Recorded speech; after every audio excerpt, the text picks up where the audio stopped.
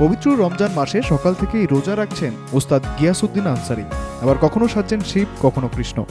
এমনই এক সম্প্রীতির ছবি ধরা পড়ল পুরুলিয়া পলমা গ্রামে। পলমা শক্তি সংঘ ছৌ নৃত্য পার্টি নামে একটি দল চালান তিনি। 4 পুরুষ ধরে ছৌ নাচ করছেন তারা। নিজে ছৌ নাচ করছেন 12 বছর বয়স থেকে। অনুষ্ঠান করেছেন বিভিন্ন রাজ্যে। রমজান মাসে রোজা রাখার পাশাপাশি হিন্দু দেবদেবীদের গল্প নিয়ে ছৌ নাচও করছেন ওস্তাদ গিয়াসউদ্দিন।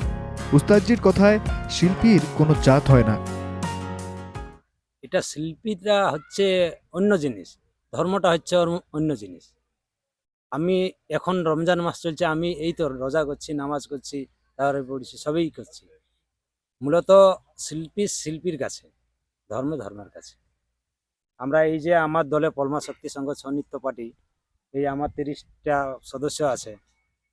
30 জনের মধ্যে আমরা 8 জন আছি মুসলিম, 22 জন আছে আপনার বিভিন্ন কাস্ট, হ্যাঁ হিন্দু। তাতে আমরা সবাই এক জায়গায় ঐক্যবদ্ধ একত্রিত হয়ে আমরা সব ছৌ নাচ করে ঘুরে বেড়াচ্ছি।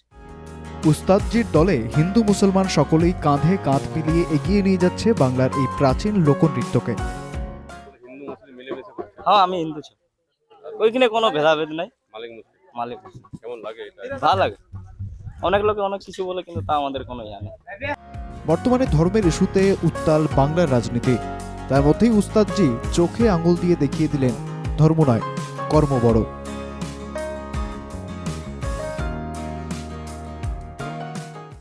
এখন রমজান মাস, রোজা রেখেছেন গিয়াসউদ্দিন।